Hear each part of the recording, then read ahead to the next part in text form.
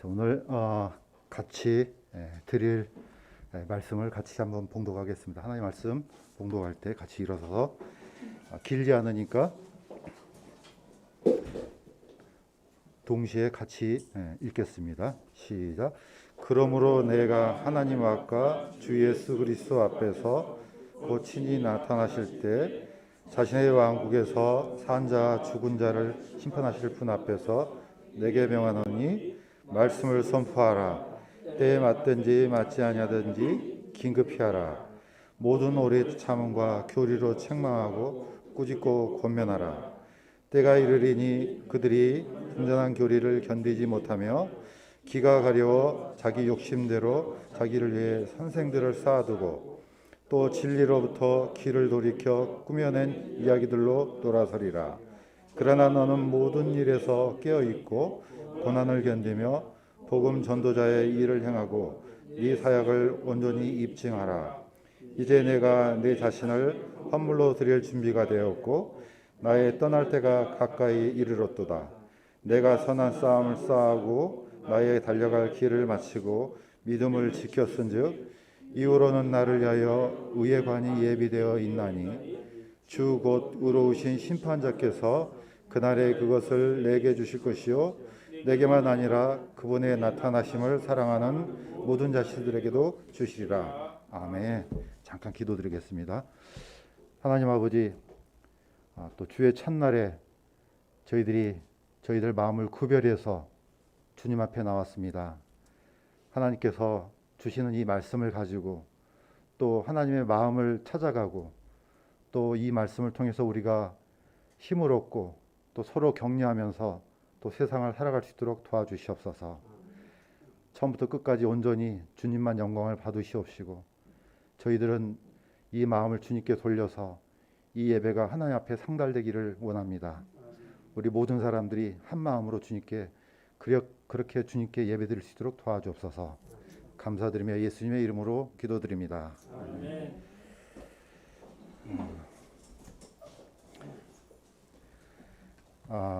제가 아시는 어떤 집사님이 이 얘기를 해주셨는데 뭐 지금이나 또 과거나 현재나 앞으로도 끊임없이 어떤 부모님하고 자식과의 관계는 참 풀 수 없는 그런 관계 같아요.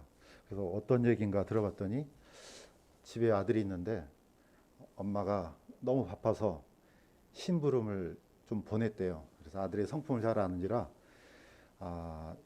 가게 가서 슈퍼에 가가지고 이게 사라는 목록을 다 이렇게 적어줬답니다. 그래서 왜냐면은 아들이 하도 이제 덜렁대서 딱 적어주고 이거 그대로 가지고 슈퍼에 가가지고 이거 사갖고 와라. 그랬더니 아들이 네 하고 이제 갔어요. 근데 올 시간이 다 됐는데도 안 오니까 이제 그 집사님이 찾으러 나섰답니다. 나섰더니 가서 보니까 이 녀석이 아들이 물건을 다 사놓고 이 봉지에다 들고 어떻게 하고 있냐면은 지금은 그게 있는지 모르겠어요. 옛날에는 슈퍼나 문구점 보면은 옆에 조그맣게 한 두세 개 정도 앉아가지고 애들 뭐라 그럽니까?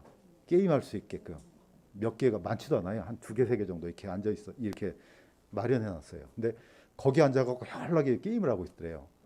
그래서 아버지가 가지고 그냥 뒤통수를 빵 쳤더니 그놈이 하는 얘기가 그러더래요. 아니 아빠 어떻게 알았어요? 이게 어떻게 보면은 아버지는 어디 있는지 다 알거든요. 자, 오늘 이 얘기는 오늘 지금 나누고 싶은 우리가 오늘 디모데후서 4장에 나눌 이 말씀하고 굉장히 이렇게 닮아 있습니다. 자, 어머니는 아들한테 일단 부르잖아요. 자, 불러서 이거 사갖고 와서 빨리 와야 돼 집에 미션을 주죠. 그러면 아들은 오늘 이 설교 제목처럼 보내심을 받은 사람에 해당됩니다. 자, 이런 미션을 네가 잘 수행해야 돼. 가는데 빨리 사서 빨리 돌아야 되는데 돌아오지 않고 참새가 방앗간을 못 지나가는 것처럼 옆에 가가지고 그걸 하고 있어요. 자, 오늘 이런 모든 이 심플한 예화지만은 오늘 우리가 당면한 어떤 이 시대에 우리 그리스도인들에게 주신 그 말씀과 많이 닮아 있다고 봅니다. 자, 오늘 적어도 이제 디모데후서이기 때문에 사실은 이 디모데후서는 수요일 날 이미 한 번 했었어요. 수요일 날 우리가 했지만은 하면서 약간 이거는 좀 한 번 더 깊이 좀 나누고 싶은데 하는 그런 분야가 있었습니다. 그게 이제 사실 오늘 나눌 읽었던 디모데후서 4장이었습니다. 그래서 이 디모데후서 4장을 가지고 하나님께서 주신 이 말씀이 또는 그 마음이 어떤 건지 한번 찾아보도록 하겠습니다. 이미 했지만은 다시 한번 반복하겠습니다. 이 디모데후서는 사도 바울의 서신 중에서 가장 마지막으로 준 서신입니다. 그러니까 시대적으로도 가장 이제 느리기도 하거니와 또 사도 바울이 이제 곧 죽음을 앞두고 가장 사랑했던 제자 또 영적인 아들한테 주는 어떤 유언과 같습니다. 대충 살펴보면은 사도 바울이 이제 3차 선교 여행을 마치고 로마 감옥으로 갇힌 후에 다시 이제 석방됩니다. 자, 그 석방됐는데 석방된 그 시간에 주후 64년 7월에 로마에 큰 화재가 일어나죠. 자, 엄청난 화재가 일어나는데 그 로마 시가 한 거의 절반 이상이 피해를 입었던 어마어마한 사건입니다. 자, 이때 이제 당시에 황제로 있었던 네로가 이 사태를 수수할 길이 없어서, 왜냐하면 너무나 큰 사건이 일어나니까 로마인들이 다 화살을 누구한테 돌립니까? 네로한테 이제 돌리죠. 그래서 네로가 이 도시를 불태워서 뭔가를 지으려고 하지 않았나, 막 이런 여러 가지 이제 소문에 시달리니까 그 모든 어떤 뭡니까 비난의 화살을 이제 기독교인들한테 이제 돌리죠.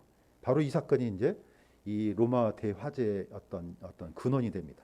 자, 그렇게 해서 이 사건 때문에 사실 이제 사도 베드로도 이미 로마에서 거꾸로 된 십자가에서 죽임을 당하고 그 이후에 이제 사도 바울도 투옥돼서 죽음을 이제 당하는 그런 사건이 바로 이 로마 대화재 사건입니다.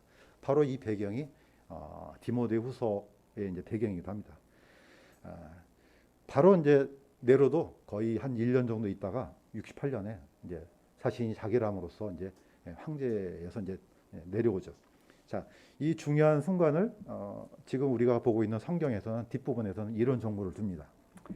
에베소 사람의 교회의 첫 번째 감독으로 임명받은 디모데에게 보내는 둘째 서신을 바울이 네로 앞에 두 번째 불려나갈 때 로마에서 써서 보내다, 이렇게 되어 있습니다. 자, 그러니까 이 다른 성경에는 없습니다. 지금 킹제임 성경 후반부에 이 추가 정보가 있습니다. 물론 이제 이거는 성경이 아니기 때문에 이 어떤 역사적인 사실로만 이제 우리가 이제 보지만은 굉장히 중요한 사실이죠. 이 사건을 통해서 드디어 이제 사도 바울이 두 번째 이제 잡혀갈 때는 이거는 이제 다시는 풀려날 수 없겠구나, 이제 이게 직감을 한 거죠. 그 전에는 사도 바울이 로마 시민권이 있었기 때문에 그걸로 어떻게 할 수 있었지만은 이 시대는 그게 통하지 않는 시대입니다. 이제 마지막을 예감하고 이제 디모데한테 마지막 서신을 이제 보내죠. 이게 이제 디모데 후서입니다. 자, 뭐 오른쪽에 보면은 생김새가 아주 근엄한 황제처럼 생겼잖아요. 네로가 죽을 때 나이가 30살입니다. 16살에 황제가 돼서 14년을 통치하고 이제 죽었으니까 굉장히 어린 나이죠. 그러니까 어떻게 보면은 성숙하지 못했던 그 어떤 그런 단면을 여기서도 이제 볼 수가 있습니다. 자, 물론 뭐 하나님의 섭리 가운데 일어난 일이긴 하지만은 어쨌든 분명히 하나님께서는 선악간에 정확하게 구별하실 겁니다. 한 번 더 보겠습니다. 자, 다시 한번 얘기하지만은 어떤 사람이든지 누구든지 자신의 마지막이 오면은, 물론 이제 갑자기 죽으면 어쩔 수 없지만은 자기가 이제 곧 죽게 되겠다 그러면 어떻게 되겠습니까? 가장 사랑하고 보고 싶은 사람을 마지막으로 한 번 더 보고 싶을 거 아닙니까? 자, 그게 이제 디모데전서의 그런 글이 이제 우리가 엿볼 수가 있습니다. 제가 한번 읽겠습니다.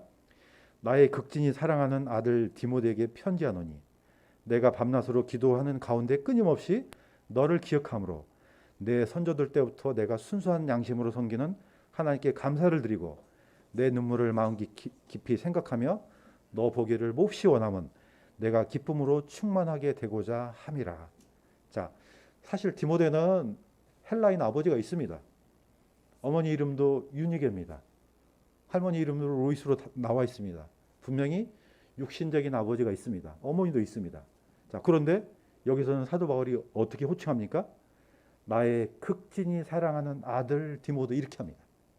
자, 물론 이제 우리가 영적인 아들이라는 것을 알 수가 있죠.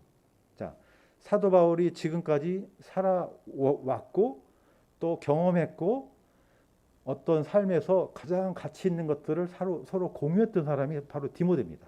자, 이제 이 수많은 이 보화와 같은 자신이 누렸던 수많은 하나님의 은혜와 또 앞으로 남겨진 것들을 누구한테 전해주기를 원하느냐? 예, 디모데한테 전해주기를 원했던 거죠. 자, 그 영적인 아들, 그가 오면은 이제 내가 이제 마지막으로 남길 얘기를 해야 되겠다 했던 것을 우리가 이제 디모데후서에서 이제 볼 수가 있습니다. 왼쪽에 있는 장면은 이제 마지막 디모데가 이제 디모데란다. 사도 바울이 처형되는 장면을 이렇게 이제 부조로 이렇게 만든 것 같아요. 자, 어떤 생각이 들었겠습니까? 이제 사도 바울이 마지막을 이제 놓고 일단은 디모데를 먼저 보고 싶고, 그 다음에 어떻게 보면은 한 가지 더 생각했을 수도 있어요. 누가 생각났겠습니까? 예, 자기가 죽였던 스데반 집사. 예, 사실 어떻게 보면은 이 사도 바울의 이 원동력은 저는 볼 때는 그래요. 예, 자기가 죽였던 그 스데반 그 사건이 가장 크나큰 어떤 원동력이 되지 않았을까 생각이 들어요. 왜 그랬습니까? 예, 스데반은 죽을 때 어떻게 했습니까? 예수님하고 비슷한 기도를 하죠. 예, 저들이 하는 죄를 지금 하는 일을 저들이 모릅니다. 예, 용서하는 기도를 하잖아요. 자, 그것을 사도 바울이 들었겠죠. 예, 나중에 이제 예수님을 통해서 복음을 듣고 나서 그게 무슨 의미인지 이제는 알겠죠. 자, 그래서 사도 바울의 행로를 쫓아가 보면은 1차, 2차, 3차 선교 여행의 어떤 그 특징을 보면은 항상 어디부터 달려갑니까? 유대 회당을 먼저 달려갑니다. 유대인들한테 가서 먼저 전해요. 왜냐하면은 그 사람들이 어떻게 보면은 사도 바울 입장에서는 가장 불쌍한 사람들이에요. 지금도 보면은 이 이스라엘 백성들은요, 어떻게 보면은 민족으로는 아브라함의 자손이잖아요. 또 하나님의 수많은 역사를 경험했던 사람이에요. 어떻게 보면은 뭐 이거는 줄 것은 받을 건 다 받은 사람들이에요. 그런데 딱 한 가지, 예수 그리스도를 통해서 생명을 받지를 못한 사람이죠. 그러니까 얼마나 불쌍하겠습니까? 자, 그런데 이 사람들이 거꾸로 그 복음을 받아들이게 되면은 누구보다도 강력한 복음의 선포자가 되는 거죠. 왜? 너무 잘 알고 있기 때문에. 구약에 있는 모든 스토리를 유대인들은 너무 잘 알죠. 우리 이방인들하고는 어떻게 보면 비교할 수 없는 거죠. 자, 그래서 사도 바울도 어떻게 보면은 그런 종류의 한 사람이었고, 디모데도 역시 그렇습니다. 자, 이런 사람들을 통해서 하나님께서 이런 귀중한 도구들을 통해서 이 복음이 선포돼서 결국은 오늘날 우리에게까지 이제 온 거죠. 자, 그렇다면은 사도 바울이 개인적으로는 이 영적인 아들 디모데한테 이런 당부를 했지만은 복음에는 약간 어떤 특성이 있냐면은 옛날 구약에는 하나님께서 어떤 선지자나 대언자를 불러서 그 사람한테 미션을 주잖아요. 그런데 복음은 약간 틀립니다. 어떻게 틀리냐면은 우리는 직접 하나님부터 부르심을 받은 적이 없습니다. 자, 그런데 그러할지라도 제일 먼저 받아들인 이 복음, 사도들이 받았던 이 복음이 흘러서 갑니다. 마치 운동회 때 보면은 그 100m 달리기 하면은 개인이 끝까지 가서 100m를 달리잖아요. 근데 이 복음은 계주하고 비슷합니다. 다시 말해서 한 사람이 끝까지 달려서 결승선을 통과하는 게 아니고 누구한테 줍니까? 바톤을 다음 타자한테 주잖아요. 그러면 그 사람이 갖고 또 돌아야 돼요.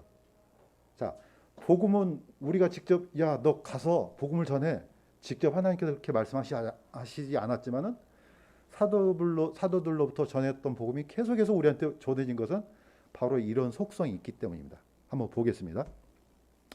하나님의 부르심을 한번 보겠습니다. 사실 이 부르심이라는 이 단어도 굉장히 영적으로 깊은 단어입니다. 왜냐하면 여기서 에클레시아라는 단어가 나옵니다. 그러니까 그 옛날에 하나님께서 이집트에서 이스라엘 백성들을 불러낼 때 바로 그 부르심하고 똑같습니다. 자, 너희들은 어둠의 왕국에서 파라오를 섬기지 말고 이제는 하나님의 백성으로서 이제는 하나님의 자녀가 되라고 부르잖아요. 중요한 순간에 부르신 것은 뭡니까? 이건 구원입니다. 자, 그래서 하나님이 부르시면 첫 번째는 이렇게 합니다. 바울은 로마에서 하나님께 사랑을 받고 성도로 부르심을 받은 모든 사람에게 편지하니, 성도로 불렀다는 것은 뭡니까? 구원받았다는 뜻입니다. 구원받은 백성으로 먼저 부르는 겁니다. 사실 우리가 하나님을 믿고 예수 그리스도를 영접해서 구원받지만은 넓은 관점에서 보면 하나님께서 불러내신 겁니다. 너희들은 더 이상 세상 백성이 아니야. 이제 하나님의 자녀야. 부르잖아요. 우리가 그 부르심에 응답했기 때문에 하나님의 백성으로서, 성경에서는 이제 성도로서 이제 세인트가 되는 겁니다. 자, 그런데 그런 부르심만 있는 게 아닙니다. 자, 두 번째 한번 보겠습니다. 예수 그리스도의 종 바울은 사도로 부르심을 받아 하나님의 복음을 위해 구별되었는데, 자, 성도로 불렀지만은 다 한꺼번에 부른 게 아니고 또 불러서 뭐 합니까? 미션을 줍니다. 각자 맡은 그 직분에 따라서 주는 거죠. 자, 우리 이제 성경에는 한글로는 사도로 돼 있지만은 영어로는 이것을 어파슬이라고 그럽니다. 어파슬은 본래 헬라어로는 아포스톨로스, 다시 말해서 보내다라는 뜻입니다. 그러니까 사도라는 뜻은 뭡니까? 중요한 게 뭐냐면 그 원어적인 의미는 뭐냐면 미션을 맡겨서 보낸다라는 뜻이 들어 있습니다. 이게 이제 번역을 우리가 뭐 더 이상 다르게 더 좋게 할 수가 없어서 사도로 이렇게 이제 번역을 한 겁니다. 자, 그 다음에 또 사도로 불렀지만은 또 중요한 미션이 있습니다. 선교사라도 보냅니다. 물론 이제 사도랑 같은 의미이기도 하지만은 더 구체적인 이제 미션을 주죠. 제가 한번 읽어보겠습니다. 그들이 주를 섬기며 금식할 때 성령님께서 이르시되 내가 바나바와 사울을 불러서 시킬 일을 위해 그들을 내게로 구별을 하시니 그들이 금식하며 기도하고 그들에게 안수한 뒤에 그들을 보내니라. 여기는 이제 안디옥 교회에서 성령님께서 두 사람을 선택하죠. 바나바와 사울을 부르라. 사울입니다. 바울입니다. 사도 바울입니다. 자, 두 사람을 선택해서 교회가 안수해서 이제 보내죠. 자, 이렇게 해서 이제 선교 여행이 이제 시작되는 거죠. 자, 어떻게 보면은 지금 우리가 받은 이 복음은요, 바로 이분들을 통해서 받은 겁니다. 그냥 하늘에서 뚝 떨어진 게 아니에요. 계주잖아요, 계주. 사도를 통해서 보내고 그분들이 가서 또 전하고 전달받은 사람이 또 전하고 이렇게 해서 우리 지금 이 순간까지 우리 손에 들려있는 이 복음이 들어온 겁니다. 그러므로 사도가 받았던 이 복음하고 우리가 지금 받아서 누리고 있는 복음이 다르면은 절대로 안 됩니다. 똑같아야 됩니다. 자, 그러므로 어떻게 보면은 우리도 역시 하나님께서 직접 불러서 뭘 시키진 않았지만은 우리도 동일한 보내심을 받은 자에게 속하는 겁니다. 아멘. 자, 그러니까 어떻게 보면은 굉장히 공적인 사람인 거죠. 사실 그리스도인이 되는 순간에 보통 사람이 아니에요. 우리는 우리 자신을 잘 모르잖아요. 그런데 하나님께서 봤을 때는 대표성을 다 띠고 있어요. 물론 이제 교회 안에서 또 직분도 다르지만은 각 사람은 다 하나님께서 보내신 사람들이고 또한 미션이 다 있는 겁니다. 자, 디모데후서 2장 2절을 한번 보겠습니다. 또 네가 많은 증인들 가운데서 내게 들은 것들, 바로 그것들을 신실한 사람들한테 맡기라. 그들이 또한 다른 사람들을 가르칠 수 있으리라. 자, 사도는 직접 예수님으로부터 이런 미션을 받았지만은, 자, 사도는 여기서 끝나는 게 아니라는 겁니다. 이제 사도 바울은 자기의 영적인 아들 디모데를 불러서 이 미션을 남겨줍니다. 자, 그럼 디모데는 어떻게 합니까? 거기서 끝나는 것이 아니고, 자, 너도 나한테 받은 것을 그대로 다른 사람들한테 맡기라. 그러면 그 사람들이 또 가르칠 수 있으리라. 자, 우리는 같이 오늘 예배를 드리지만은 우리의 미션은 굉장히 중요합니다.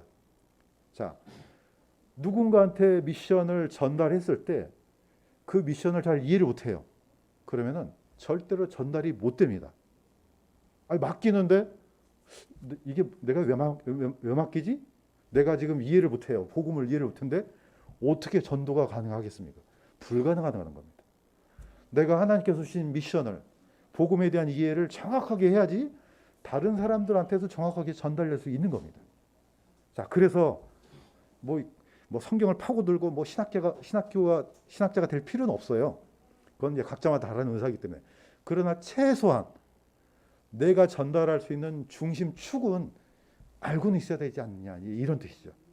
자, 오늘의 우리가 나눌 이 미션, 이 성경, 이 제목 자체가 보내심을 받은 사람들 속에 굉장히 중요한 의미가 들어 있습니다. 내가 모르는데 저 사람들한테 뭘 줄 수 있겠습니까? 또 내가 이해를 못하는데 어떻게 가르칠 수 있어요? 사실 그러려면 최소한 우리는 하나님께서 어떤 말씀을 주셨는지 성경에 대해서 약간 파고들 세세한 것은 모르지만 그래도 핵심적인 생명을 건질 수 있는 기본적인 것은 우리가 이해를 하고, 야, 나도 이런 사명을 받은 자구나. 야, 나도 내 개인적으로 내가 알고 있는 것을 최대한 다른 사람들한테 전달해야 되겠다. 이런 마음으로 충만해지기를 주님의 이름으로 간구드립니다. 자, 다시 한번 그러면은 우리 본문으로 돌아가겠습니다. 자, 부르심을 받은 디모데에게 주어진 미션. 이거는 이제 개인적인 거지만 아까도 얘기했던 것처럼 개인적인 것으로 끝나는 것이 아니고 결국 우리한테 돌아옵니다. 제가 읽겠습니다. 다시 한번. 그러므로 내가 하나님 앞과 주 예수 그리스도 앞에서 곧 친히 나타나실 때 자신의 왕국에서 산 자와 죽은 자를 심판하실 분 앞에서 내게 명하노니 말씀을 선포하라. 때에 맞든지 맞지 아니하든지 긴급히 하라. 모든 오래 참음과 교리로 책망하고 꾸짖고 권면하라. 자, 얼마나 엄중한 미션이냐면요. 하나님 앞과 주 예수 그리스도 앞, 곧 앞으로 나타나셔서 하나님의 왕국에서 산 자와 죽은 자를 심판하실 그분 앞에서 내가 너한테 명한다, 이렇게 합니다. 그러니까 이건 우리가 개인적으로 비켜가려고 할 수도 있지만은 결국은 우리한테 주신 말씀입니다. 굉장히 중요한 말씀이죠. 그러면서 말씀을 선포하라. 자, 물론 제가 오늘 선포를 하지만은 꼭 이것만 선포하겠습니까? 각자 개별적으로 맡겨진 하나님의 또 말씀이 다 있는 겁니다. 그래서 때에 맞든지 맞지 아니하든지 긴급히 하라. 모든 오래 참음과 교리로 책망하고 꾸짖고 권면하라. 사실 우리는 이 엄중한 말씀을 나한테 주셨구나 하고 사실 받아들여야 된다고 저는 믿습니다. 이건 내가 아니고 디모데한테 주셨겠지. 그러니까 디모데는 잘 알아서 했겠지. 그러면 안 된다는 겁니다. 왜냐, 복음의 속성은 항상 이렇게 전달되는 겁니다. 이렇게 이분한테 했지만은 이분으로 끝나는 것이 아니고 끊임없이 전달되니까 결국은 나한테도 책임이 생기는 겁니다. 자, 이 엄중한 말씀을 듣고 사실 마음이 좀 무겁죠. 이게 내가 이런 걸 해야 되나? 아니 또는 할 수나 있으려나? 그냥 교회 와서 예배드리고 그냥 그렇게 해서 끝나는 건데 또 뭘 이런 것까지 줘? 그럴 수 있습니다. 자, 그러나 오늘 이 시간 이걸 다시 한번 다른 말씀으로 우리가 하나님께 주셨던 직접 개인적인 말씀으로 받아들이면은 이게 우리 마음을 또 우리의 영혼을 깨울 수 있는 굉장히 중요한 말씀도 될 수가 있습니다. 자, 두 번째. 자, 그런데 아까 내가 알고 있었던 집사님이 그 아들을 신부름 보냈을 때, 자, 빨리 돌아와라. 다른 데 들리지 말고. 그런 미션을 주죠. 자, 그런데 우리가 이 하나의 말씀을 가지고 나갈 때 항상 순탄한 길이 오면 얼마나 좋겠습니까? 그런데 지금까지 살아왔겠지만은 결코 그렇지 않습니다. 수많은 방해물들이 나타날 수밖에 없습니다. 왜냐? 이 세상은 하나님의 왕국이 아니잖아요. 세상에 수많은 죄악과 우리의 눈을 유혹하는 것들, 속이는 것들 굉장히 많은 겁니다. 그러니까 사실 그 미션을 제대로 수행하기가 쉽지가 않은 겁니다. 자, 이런 것들을 경계하라고 얘기를 해줍니다. 사도 바울이. 자, 때가 이르리니 그들이 건전한 교리를 견디지 못하며 귀가 가려 자기 욕심대로 자기를 위해 선생들을 쌓아두고 또 진리로부터 길을 돌이켜 꾸며낸 얘기들로 돌아서리라. 사실 이게 디모데한테 주셨던 말씀이지만은 이미 교회들이 이런 어려움들을 다 겪고 있습니다. 처음에 주셨던 이 말씀이 잘 전달되면 얼마나 좋겠습니까? 자, 그런데 전달되는 우리가 이 미션을 받는 순간부터 사탄이 가만 놔두지를 않습니다. 정확한 복음이 흘러갈 수 있도록 가만 놔두지를 않습니다. 그래서 이렇게 속이고 저렇게 속이고 또 엎어지게 하고 넘어지게 하고. 자, 이거는 사도 바울이 우려했던 그대로가 드러납니다. 자, 복음의 길에서 벗어난 사람들, 있습니다. 없으면 성경이 그렇게 얘기를 안 했겠죠. 제가 대표로 읽겠습니다. 그리스도의 은혜 안으로 너희를 부르신 분을 너희가 이렇게 속기 떠나 다른 복음으로 옮겨가는 것을 내가 이상히 여기노라. 그것은 또 다른 복음이 아니며 다만 너희를 어지럽히고 그리스도의 복음을 왜곡하려 하는 자들이 더러 있도다. 갈라디아 교회에게 주신 말씀이에요. 갈라디아는 좀 크게 말하면 아시아입니다. 소아시아. 이미 그때 주셨던 이 복음이 어떻게 합니까? 그 교회부터 다른 복음이 되기 시작합니다. 자, 사도 바울은 마지막 3차 여행, 전도 여행을 다 마치고 드디어 예루살렘으로 들어가기 전에 에베소서를 거칩니다. 거치면서 그 에베소에서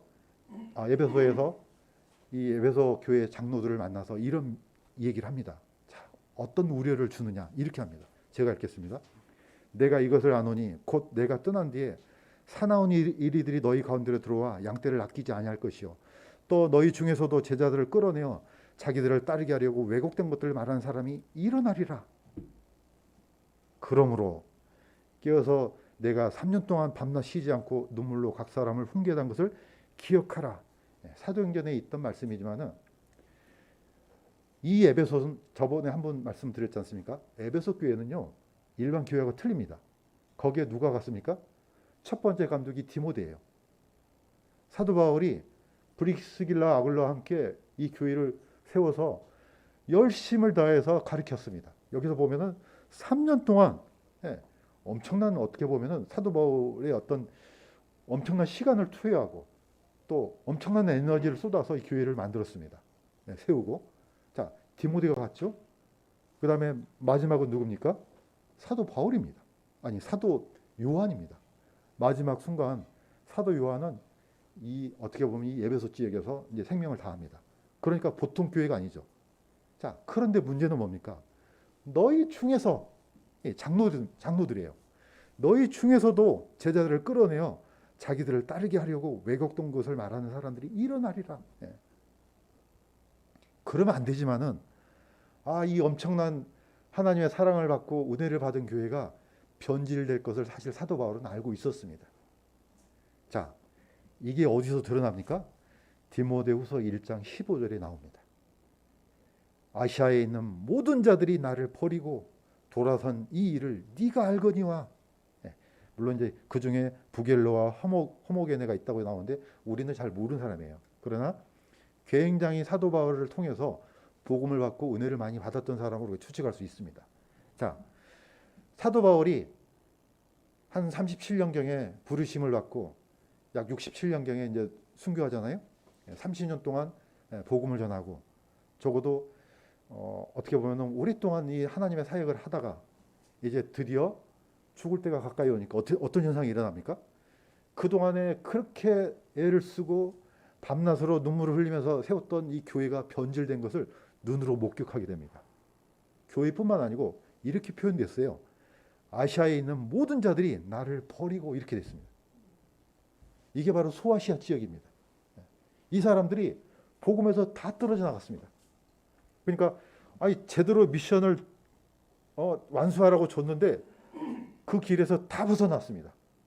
자, 오늘 밑에 있는 그림을 보면 이해가 될 겁니다. 양의 탈을 쓴 늑대가 들어와서 다 흩어버립니다. 자, 그러면 어떻습니까? 가던 길을 잘 가면 되잖아요. 일단 길에서 벗어나면 어떻습니까? 자동차가 길이 아닌 데를 가면은 반드시 사고가 납니다. 또 길이 아닌 데를 가면은 차가 빠지죠. 저도 이 경험을 해봤습니다. 저기 신학교 다닐 때 펜사콜라에서 해변이 아름답습니다. 그래서 이제 차를 타고 이제 그 구경하러 가다가 거기는 이제 모래가 많으니까 길하고 모래가 저는 생각으로 한국처럼 모래가 굉장히 단단한 줄 알았어요. 그래서 차가 오니까 비켜주려고 이렇게 모래 쪽으로 핸들을 틀었어요. 차가 덜컥 빠져버렸습니다. 못 빠져나왔어요. 근데 다행히도 지나가는 차가 이렇게 연결시켜가지고 그걸 빼줬습니다. 너무 고맙더라고요. 왜냐하면 그거 한번 부르면 돈이 어마어마하게 들어가거든요. 자, 어쨌든 우리의 영적인 행로도 지시해 준 데에서 벗어나게 되면 이렇게 됩니다. 그래서 이걸 조심하라 이렇게 얘기했습니다. 자, 오늘 우리가 지금 사실 조심해야 될 부분이 저는 다른 게 아니고요. 이 코로나 때문에 어떤 걸 좀 우려하냐면은 물론 우리가 형편에 따라서 비대면 예배도 드리고 뭐 어떤 식으로도 우리가 예배를 드립니다. 그러나 성경에는 분명하게 말씀하시기를 모이기를 피하지 말라고 분명히 미션을 줬습니다. 물론 어떤 식으로든지 가능하죠. 가능하지만은 우리 마음이 이 예배를 등한시하지 않을까 하는 그런 염려는 있습니다. 자, 한번 보겠습니다. 자, 헛되게 예배하는 사람들, 이미 구약 성경부터 하나님께서 누누이 강조했던 거고 경계했던 말씀들이에요. 자, 이사야는 이렇게 돼 있습니다. 주가 말하노라. 너희가 내게 바치는 수많은 희생물이 무슨 소용이 있느냐?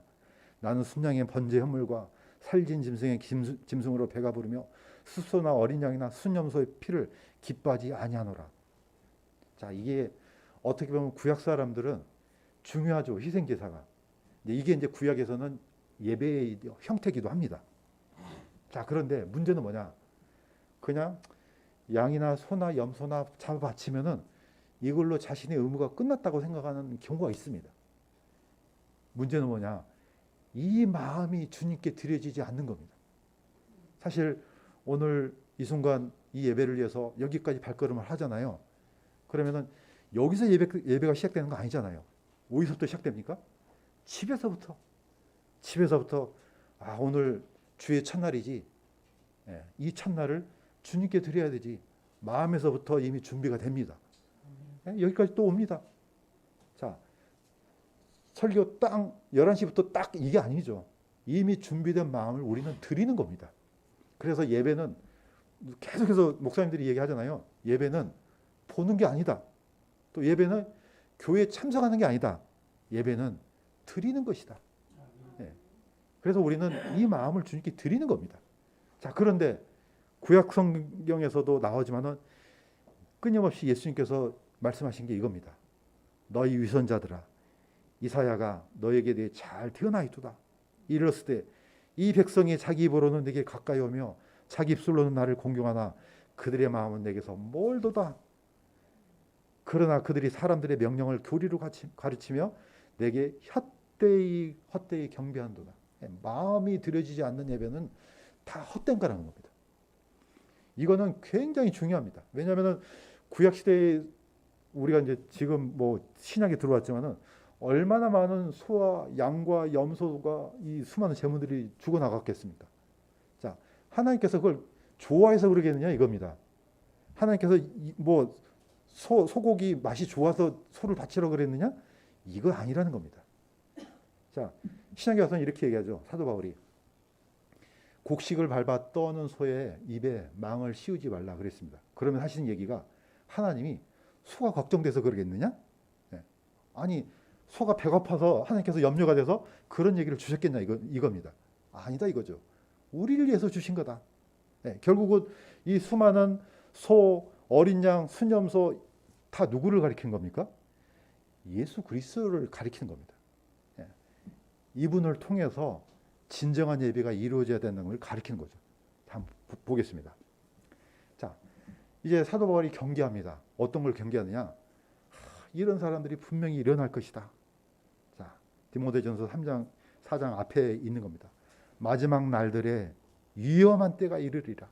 사람들이 자기를 사랑하며 감사하지 아니하며 절제하지 못하며 높은 마음을 품으며 하나님을 사랑하기보다는 쾌락을 더 사랑하며. 어떻게 보면은 사실은 하나님께서는 구약이나 신약이나 동일하게 요구한 게 뭐냐면은 가장 먼저 누가 중요하냐 이거 묻습니다. 누가 중요하지? 누가 주인이냐? 이건 묻습니다. 그걸 우리는 당연히 하나님이지요. 가장 중요한 것은 당연히 주권자인 하나님이고 세상을 창조하신 주님이 되어야 되는 건 당연합니다. 자, 그런데 처음에는 이 사실을 알았다가 나중에 어떻게 합니까? 점점 망각해서 나중에 어떻게 합니까? 하나님보다 더 사랑해요. 내가 좋아하는 것들을.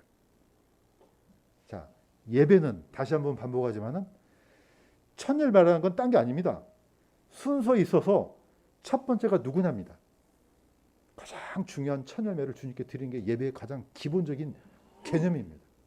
그래서 구약에서는 끊임없이 첫 번째 태어난 양, 첫 번째 태어난 소, 뭐든지 첫 번째 태어난 것들은 다 어떻게 하라? 주님께 돌려라. 곡식도 열매도 다 첫 열매는 다 주님께 돌려라. 자, 왜 구약에 있는 아브라함이 어떻게 보면 우리 믿음의 조상이 됩니까? 아브라함의 행동을 통해서 우리는 예배의 중요성을 우리가 깨우칠 수 있습니다. 어떤 겁니까? 아브라함은 가장 중요한 아들, 아브라함한테는 이삭이 전부예요. 이삭보다 더 중요한 사람 없습니다. 그 이삭을 하나님께 드리잖아요. 나중에 아브라함에게 어마어마한 복을 하나님께서 주시죠. 자, 제가 읽겠습니다. 주 이스라엘 하나님이 말하노라. 나를 존중히 여기는 자들을 내가 존중히 여기고 나를 멸시하는 자들을 소홀히 여기리라. 정말로 우리가 이 땅에 살면서 지금 이 순간에 살면서 가장 중요한 것들 바로 그것 주님께 드린다면 분명히 하나님은 그 반대로 우리에게 더 큰 복으로 주실 줄로 믿습니다. 이건 진짜 믿어야 됩니다. 창조주 하나님께서 아니 무슨 돈이 없으시겠어요? 뭐 이렇게 소가 좋아서 그러시겠어요? 아니면 뭐 돈이 필요해서 그러시겠어요? 이거는 우리의 마음을 보시는 겁니다. 자, 그래서 예수님께서 이렇게 말씀하셨습니다. 참되게 경배하는 자들이 영과 진리로 아버지께 경배할 때가 온다. 언제냐? 지금이다. 이는 아버지께서 자기에게 그렇게 경배하는 자들을 찾으시기 때문이라. 하나님은 영이시니 그분께 경배하는 자들이 반드시 영과 진리로 그분께 경배할지니라. 이 영과 진리는 딱 한마디로면 끝납니다. 누굽니까? 예수 그리스도입니다. 예수님은 자신의 전부를 드렸습니다. 하나님은 하나님의 전부인 독생자 예수 그리스도를 또 그렇게 우리를 통해서 우리의 죄를 위해서 주셨습니다. 어떻게 보면 창조주 하나님께서 우리를 구원하시기 위해서 하나님의 가장 소중한 아들을 이렇게 주신 겁니다. 그렇다면 우리는 어떻습니까? 당연히 하나님께서 가장 귀한 아들을 우리한테 주셨으니 우리가 마땅히 가장 소중한 것을 드린 것이 너무나도 당연한 겁니다. 우리는 이것을 명령으로 받아들이면 안 된다는 겁니다. 자, 오늘 주일이야. 예배 드리는 규칙이 있어. 그러니까 다 참석해. 하나님께서 그걸 명령하시겠습니까? 이건 명령이 되면 안 되는 겁니다. 이거는 우리가 마땅히 드려야 될 합당한 경배가 되어야 된다 저는 믿습니다. 아멘. 자, 이렇게 해서 처음에 주셨던 사도들을 통해서 주셨던 하나님의 마음이 하나님의 복음이 이렇게 잘 흘러오면 얼마나 좋겠습니까?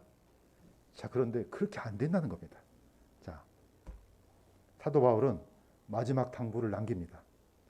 그러나 너는 모든 일에서 깨어있고 고난을 견디며 복음 전도자의 일을 행하고 네 사역을 온전히 입증하라.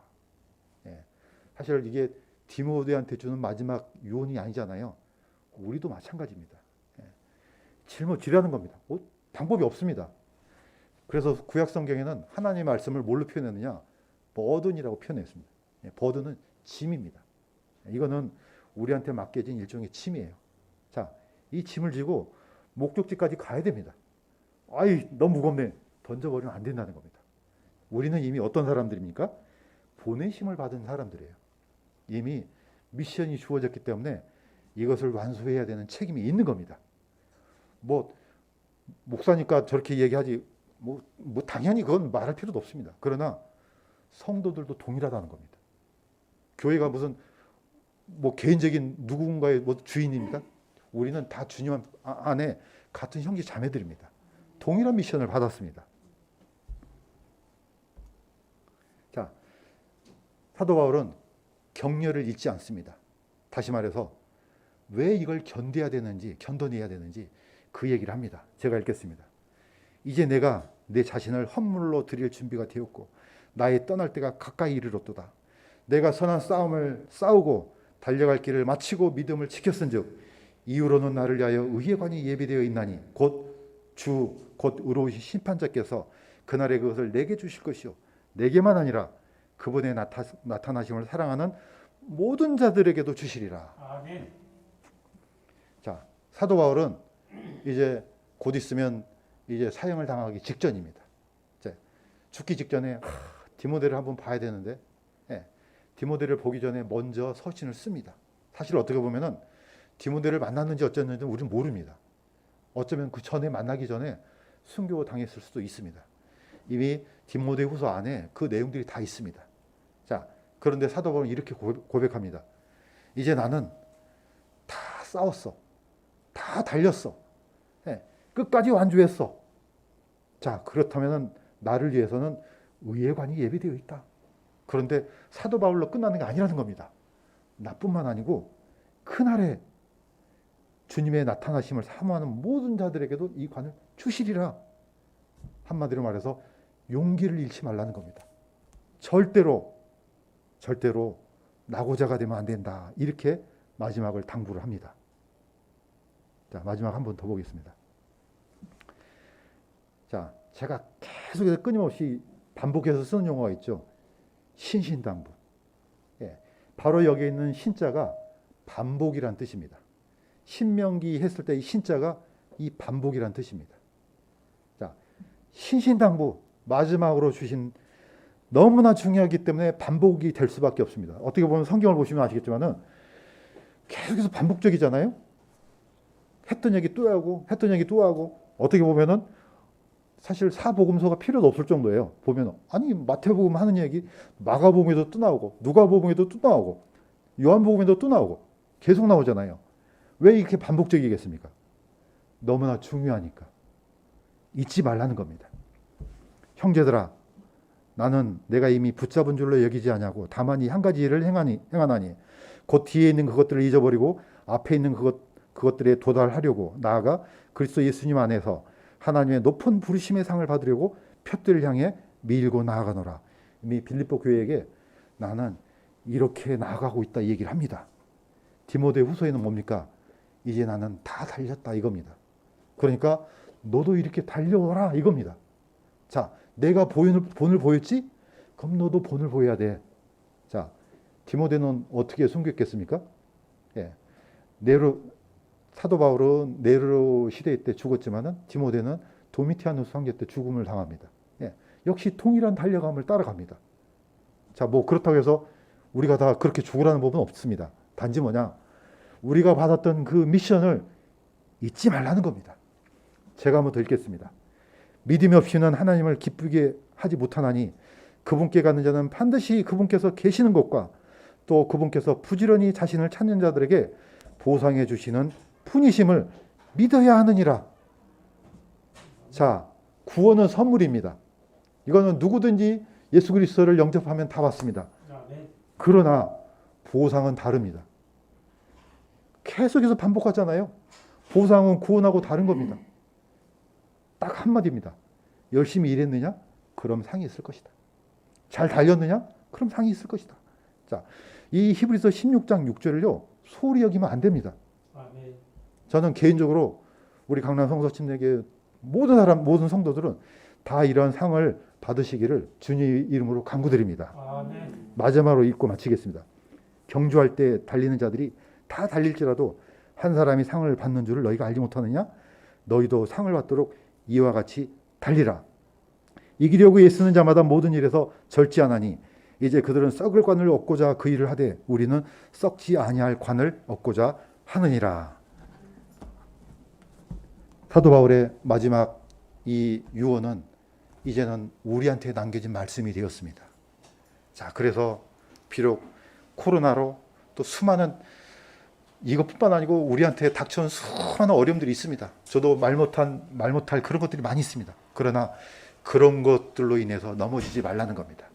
어떤 상황이 와도 내 인생에서 가장 중요한 것 이것만큼은 내가 하나님께 드려야 돼 하고 적어도 이 예배만큼은 목숨을 걸고 주님께 드리기를 주님의 이름으로 간구드립니다. 잠시 기도하겠습니다. 하나님 아버지